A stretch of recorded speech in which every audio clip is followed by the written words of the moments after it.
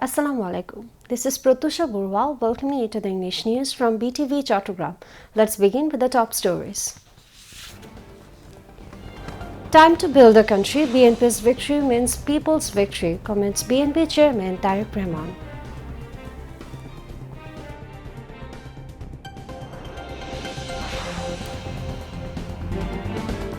Election Commission publishes official gazette of 297 constituencies in 13th national polls.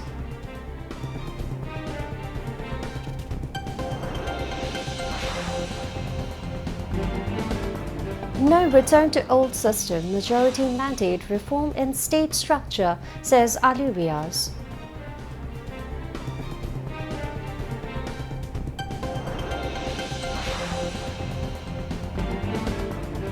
EU Observation Mission Chief lauds Bangladesh's historic election as a milestone for democracy.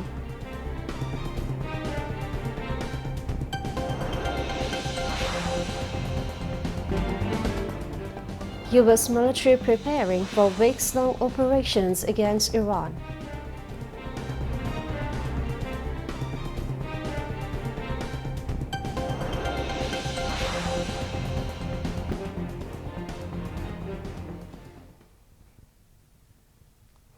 Viewers, those were the top stories. Now moving on to the details.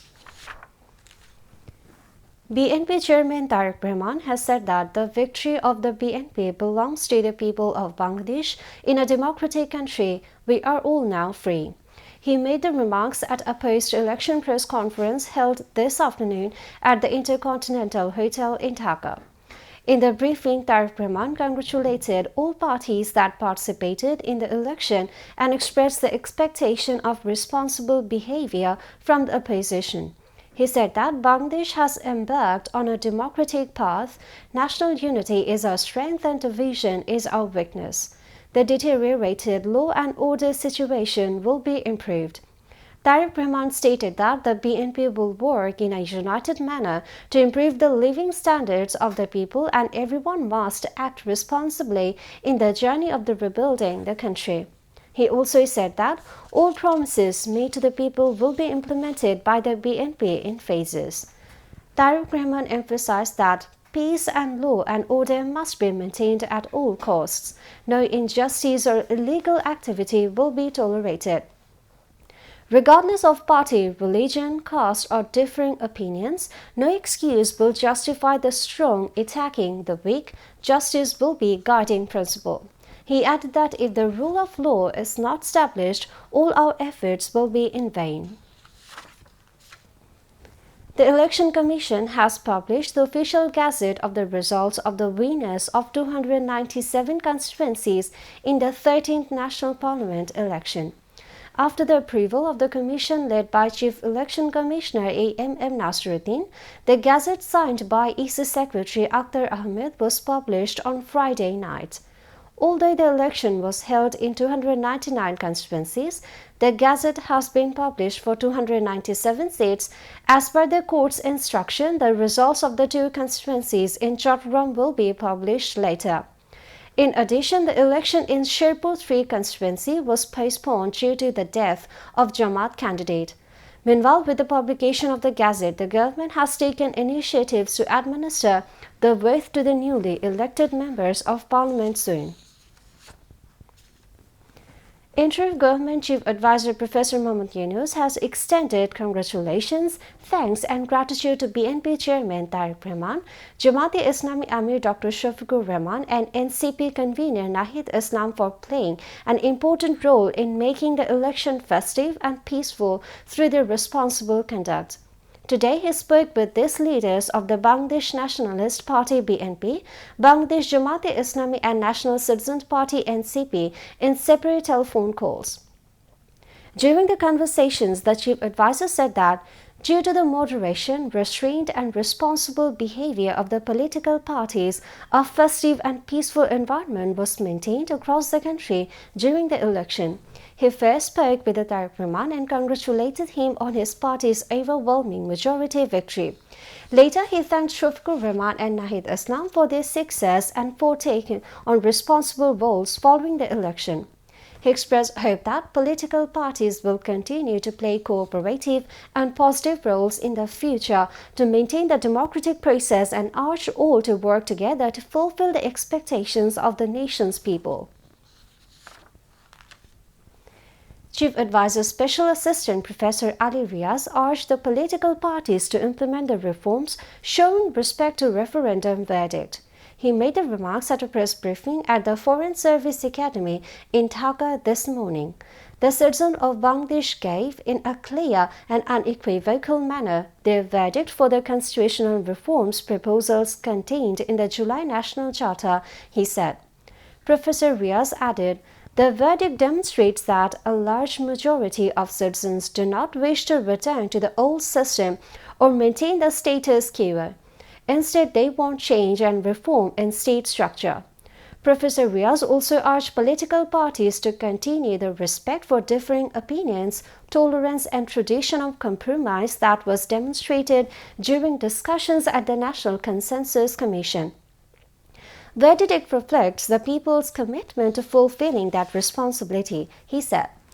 Following the nearly 16 years marked by bloodshed, repression and the cries of the persecuted, Professor Riaz said the referendum expressed a people's aspiration for forming an institutional framework so that such suffering is never repeated.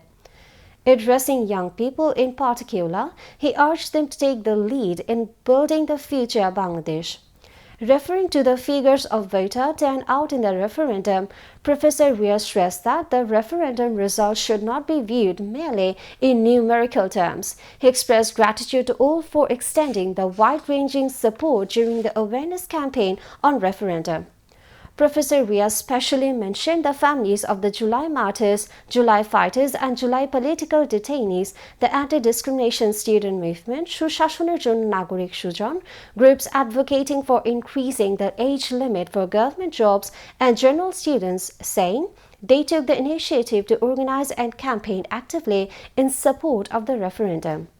Replying to a question from a journalist whether BNP would implement all the reforms contained in the July Charter, Professor Riaz said he hoped BNP would show respect to the people's mandate as it has previous records of adopting major reforms initiatives. Chief Advisor's Press Secretary Shafqul Alam and Deputy Press Secretary Muhammad Abul Kalam Azad Mojumdar were present at the briefing. The swearing-in ceremony will be held at the earliest possible time and will not go beyond 16th or 17th February. Chief Advisor's Press Secretary Shafqul Alam today disclosed this information to journalists at the Foreign Service Academy in the capital. He said the process of handing over responsibilities is progressing swiftly.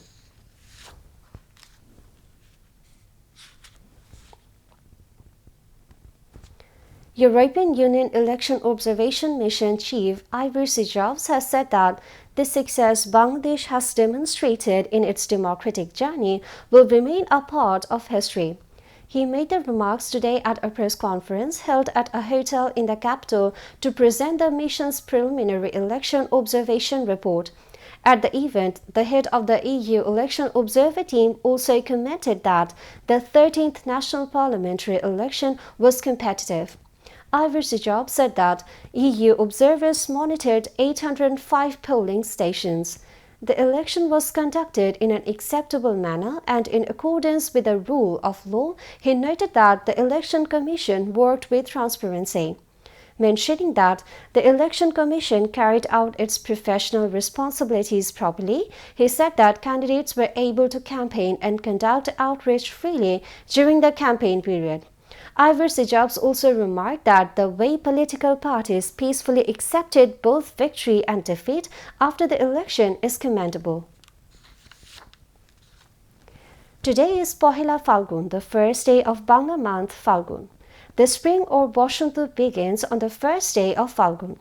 The nature starts changing in spring, leaving behind winter. The day has been celebrated in a colorful way in Chattogram as elsewhere in the country, including the capital. People, especially the women, get dressed in yellow to celebrate Pohila Falgun. The day coincides with Valentine's Day, people from all walks of life have come out of their homes to celebrate the auspicious moment, thronging different places of the port city, including CRB, Shohid Wasim Park, and other places. The Bashanta Utsav, or celebration of spring, formally began in Bangladesh in 1401 of Bangla calendar. Now, international news.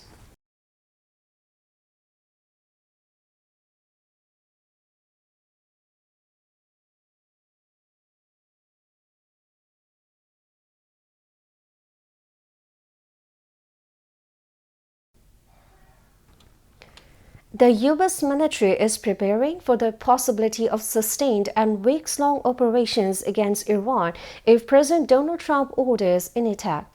Two U.S. officials told UK-based news agency Reuters that it could become a far worse situation conflict than previously seen between the countries. U.S. and Iranian diplomats held talks in Oman last week in efforts to revive diplomacy over Tehran's nuclear program after Trump amassed military forces in the region, raising fears of new military action.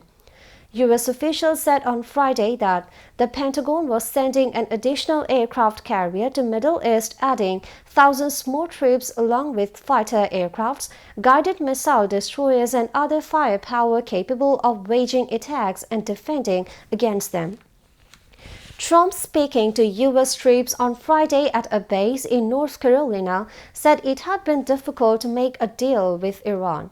Trump has repeatedly threatened to bomb Iran over its nuclear and ballistic missile programs and crushing of internal dissent. On Friday, he embraced potential regime change in Iran and declared that tremendous power will soon be in the Middle East as the Pentagon sent a second aircraft carrier to the region. Trump's military moves and tough talk comes even as Washington and Tehran seek to revive diplomacy over Tehran's long-running nuclear dispute with the West. U.S. President Donald Trump on Friday said the United States' relationship with Venezuela is very good and that he plans to visit the country. Trump's praise for Venezuela's interim leader Delcy Rodriguez follows the U.S. capture of Venezuelan President Nicolas Maduro in January and comes as the Trump administration is trying to boost oil deals in the country. Trump told journalists at the White House that he was going to make a visit to Venezuela. "We have a very good relationship with the president of Venezuela," Trump said, noting that the United States is working together very closely with Rodriguez on access to oil.